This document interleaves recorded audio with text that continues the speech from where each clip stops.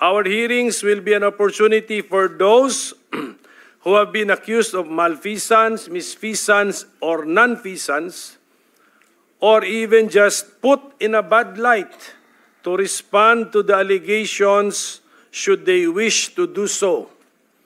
These hearings will also give the senators a chance to find out more about how the Philippines conducts its drug wars, which is a matter of great public interest.